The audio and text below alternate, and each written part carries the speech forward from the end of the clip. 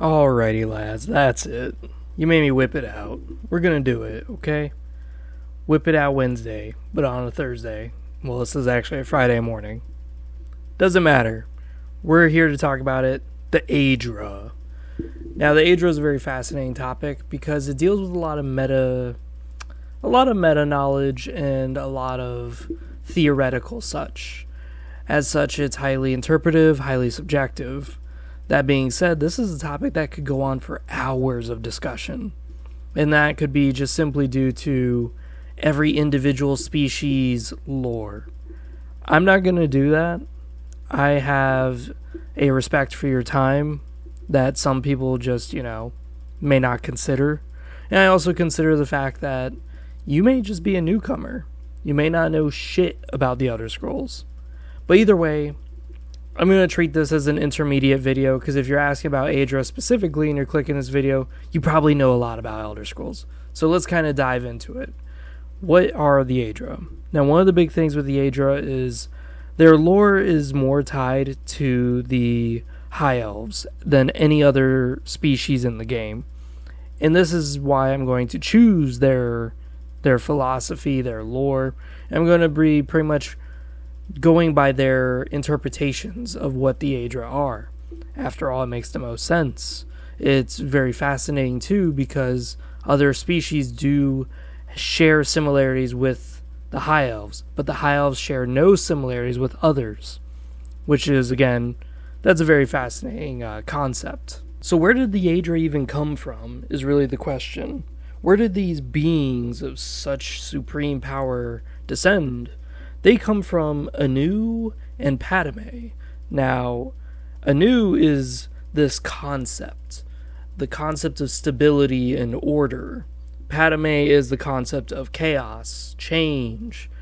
Now, they are gods in a sense, but they're a little bit more like concepts. They're fabrics of reality. Much like how gravity is just a fact of physics. Physics itself, we don't acknowledge as a god. We just acknowledge it as a fact. Something that just happens to be there. Well, the Aedra come from these. They descend from these two concepts. And it's in here the Aedra have various different personalities. You have one like Magnus, who is worshipped as the god of magic. You have Akatosh, or Uriel as he's known, the one of time. You have all these different things, and one figure that's kind of interesting is Sithis. Sithis is not an Aedra. Sithis is much like Anu and Padme, which is death, but Sithis is somehow younger and older than both of them. It's very interesting whenever we get into the Sithis lore. I'll cover that another time, but I just wanted to address that now, that Sithis is not an Aedra. Don't try to get that confused. So when it comes to the Aedra, these people had incredible godlike capabilities. They could create anything, do anything they want, and they could change the laws of reality, because the laws of reality were not laws to them. These are just things that they can mess with. And each of them embody their own certain type, their own certain flair of whatever it is they preferred. Well, as the story goes with the High Elves, is Lorkhan was an Aedra. And this is where it gets very interesting because the Dark Elves have a different spin on it. And I like the Dark Elf spin a lot, but the High Elf spin's very interesting. Lorkhan was not satisfied with the world, and he decided to trick these Aedra into sacrificing their power, their immortality, to create Mundus. Mundus is the world, the very world itself. What he did was just simply say, hey, I need you guys to invest in some power in something, I'm working on something. And then as they did, he stole their power, which to some legends, this says that the Aedra are pretty much dead. The Aedra have died. They lost all that is their beings. And now it's just their spirits that remain. The other stories is that the Aedra are now ingrained in this reality. They cannot leave. They are stuck here. Whether they like it or not, they are now a part of this reality. And if they were to ever break away, they would destroy the reality and themselves with it. Because Lorkhan has now tied them, chained them as mere slaves to reality. This has created us. This created everything. This created the elves, humanity. This created the entire world that we are now in the Elder Scrolls universe. Now, what's interesting here is that to the High Elves, their stories go is that the Aedra were so pissed that they lost their power that they killed Lorkhan and threw his heart away because his heart was indestructible. And it's in this that the High Elves regard ebony as Lorkhan's blood, that it's this black, tough material that's almost unbreakable. They don't view it in a good light either. And this is why with the High Elves, they don't view Lorkhan with a good light either. They view him as the source of why they are so weak, why they're no longer gods. And this is where the word Aedra comes from, and the word Daedra. Aedra means ancestor. Daedra means not my ancestor. And these are High Elf words. This is Aldmeris we're speaking. Now, Aldmer means old Mer. Aedra means ancestor.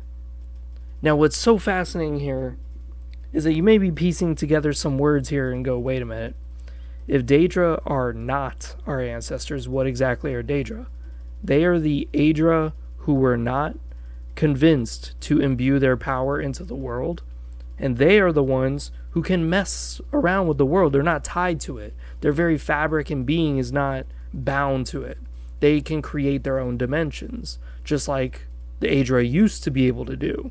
So this is why when we explore the planes of Oblivion and the planes of the Ash Pits, all these different Daedric realms, just know the Aedra could do this. They used to be able to do this until Lorkhan sucked their powers away and made all of them come together to form one big world, one big dimension. That being said, the Daedra, they're immune to these laws. They're not bound. That is until some events in Oblivion and a few other events. But I'm digressing. One of the big things here is that you would think the High Elves would worship the Daedra, but they don't. And the reason why is because they're not related to them, and the Daedra are usually, I want to emphasize this, usually, they're evil.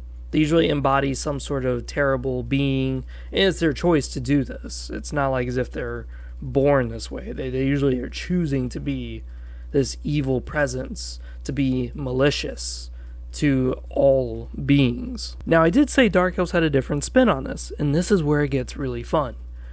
To the Dark Elves, they believe that Lorkhan witnessed the imperfection of the Aedra. He witnessed the imperfection of the societies that they were making, where they were just kind of creating their own realms, just breaking the rules of everything because, well, they were great.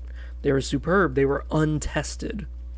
As such, Lorkhan decided to make a world where all Mer, specifically the Dark Elves and the High Elves, have a chance to ascend to godliness, but they have to prove it. They have to earn it. So this is a way of the Dark Elves justifying the Aedra, saying that these guys are bound, yes, but we can ascend to them. We can ascend to their ranks. It's just we need to pass the trials and the tests that Lorkhan has given us. This world is dangerous. This world is hostile. But it's meant to prove we are gods. We are deserving of being gods. That is a very interesting take. I do like that a lot.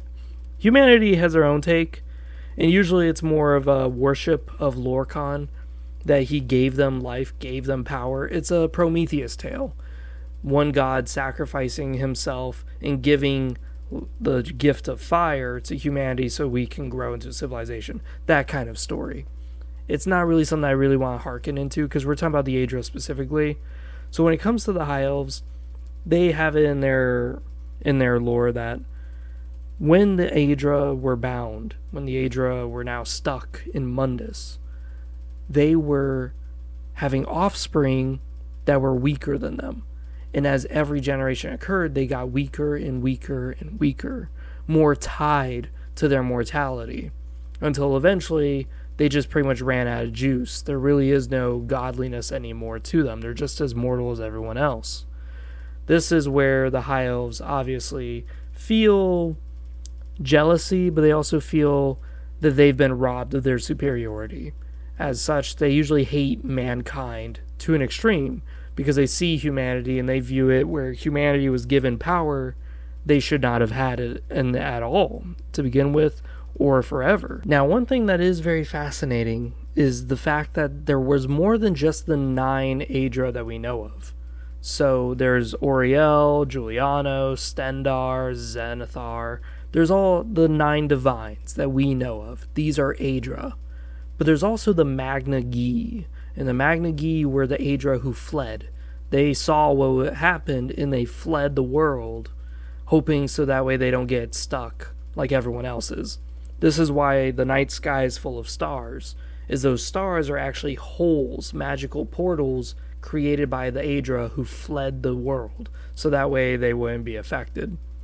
That being said, much like the Daedra being, of course, the Magna Gi technically if we're getting, all technical here, technically, there's infinite numbers. We don't know how many there really are of the Aedra, and we don't know how many there are of the Daedra. They're all one big thing. And with the fact that the night sky is full of millions of countless of stars, and each star is a portal to a different dimension, that each individual Aedra decided to make their own realm, their own little reality, so that way they didn't get sucked in like the 9 divines, it shows that, well, maybe there is some truth to the High Elf story. There's some truth here that there really is godliness in the High Elf society. There's godliness in their blood. And this is where the High Elf society has kind of based their life on purity. This is where a lot of the incest jokes and memes kind of come from, is that the High Elves believe in purity, to make their blood as Aedric as possible, to be as pure as possible, not mixing with other men and other Mer. And this also leads to a discussion about the other Mer. What about them? Khajiits, Bosmer, Bretons. What's going on with these people? Well, as the godliness was sucked out of the High Elves, they become more mutable, more changeable, same with the Dunmer, more influenceable by the environment and by other gods. And this being Veloth, the Dunmer, they were worshipping the Daedra, so the Daedra had influence over their biology.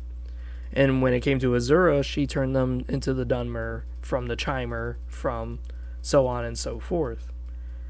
This breaking down of the Mer species is seen by the High Elves as a loss of the purity of their blood, the purity of their lineage. And that's why it's so important for the High Elves to always keep track of their lineage. And some of them do actually have traces to specific Aedra that their family derives from, which I think is really cool. It's kind of like when a Muslim person shows you their genetic history and they show that they're actually linked to Muhammad. That's really cool. Same with if an Asian person shows me that they have an exact genetic deviation to Genghis Khan. That's really cool. You're tied to a historical figure. And with the High Elves, they view it much the same way. The more you can prove you are tied to the Aedra, the ancestors, the more and more pure you are viewed as, the more godly you're viewed and deemed by your fellow peers. This is where the High Elf Society and the Aldmeri Dominion really come into play. They're based on this whole concept, this whole philosophy, that mankind is the source of their problems because they were given godliness that the elves originally had, and that the elves, by birthright, should be gods over men. This has been a very fascinating topic. I hope you guys have enjoyed. I think the Aedra and the Daedra concept is very fascinating, especially when you start to realize what these terms mean, because by definition, the Magna Gi and any other of the god pantheons that you kind of look at, those technically are Daedra. Technically. But the reason why they're not classified as Daedra is because usually Daedra are malicious. Usually Daedra interact with the world and they constantly mess with it in some way, shape, or form, giving people nightmares, or giving people curses, afflicting them with certain catastrophes. There's some theories out there about the Aedra. Like, some people theorize that the Aedra are dead, and that if they ever do get resurrected, then that would actually rip apart the fabric of the world. This is why maintaining certain towers and such is viewed as a big thing, because if you maintain the towers of the world, not only do you keep the world together, but you may actually trap and keep trapped the Aedric powers swelled with inside them, so that way they don't get revived. There's a reason why they're kind of called spirits, in a sense, is that they may actually be dead, but death is different for an Aedra than it is for a human. If you and I die, that's it. But for an Aedra, a death is just simply a matter of being, a state, if you would. It's just the difference between gas and liquid and solid. It's just a simple matter of perception.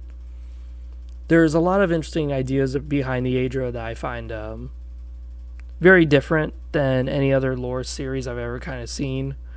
There is obvious similarities with Tolkien and his works with the elves, specifically all the stories of Sauron and Morgoth, all those crazy beings that were beyond elves and were something somewhat different. They were actually created by gods, and yeah, it's like a whole spiel. But the Aedra themselves, they encompass certain values that they purposely think is most valuable. Kinnereth being nature and sky, Julianos being magic and restoration to some extent, Dibilla being compassion, love. There's a lot of interesting facets of this, and it gives you a sort of picture that, hey, these Aedra were very diverse, and their powers were just as diverse as well.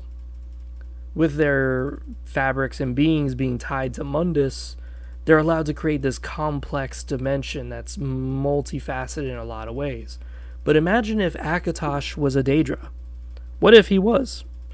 You have time demons, time Atronachs. Can you imagine fighting that? It's like fighting an hourglass or a gust of sand, and every time it touches you, it turns you old and young at the same time. All of a sudden you have a baby arm, so it shrinks, but then your heart decays into an old man's heart where it's got 1,000 heart attacks just waiting. Some people even theorize that the chapels that you go to are not actually holding blessings from the gods themselves at the altars. They're just simply enchanted artifacts by mages that just cure your disease. There really is nothing else tied to it.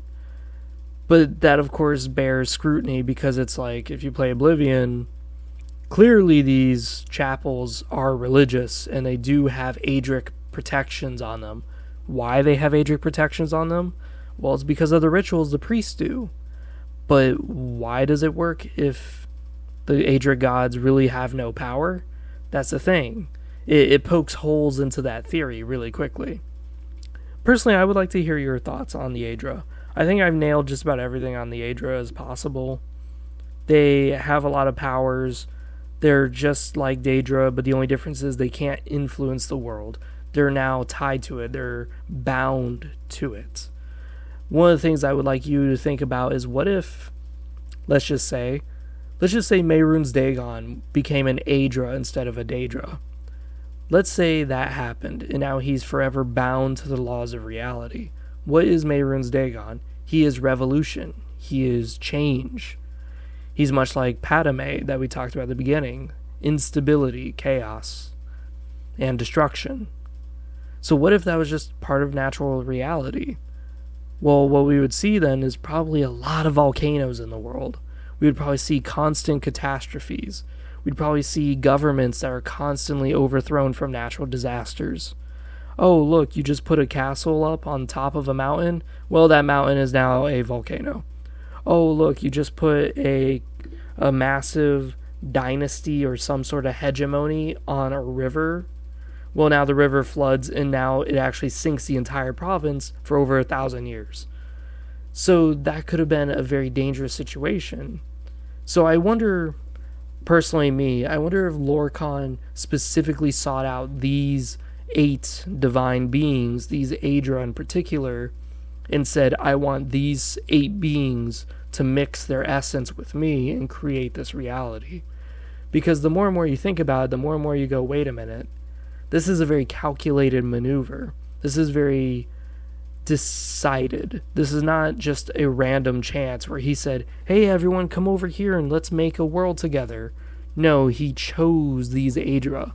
And this kind of adds to the whole high elf view that this really was personal. This was something that some reason Lorcan had it out for your grandparents, and he stripped them of their power, stripped you of your inheritance as a god, and for some reason it was personal. You don't know why. It's a very fascinating idea. I'm starting to ramble now, and that's because I'm tired. I'm sorry for that.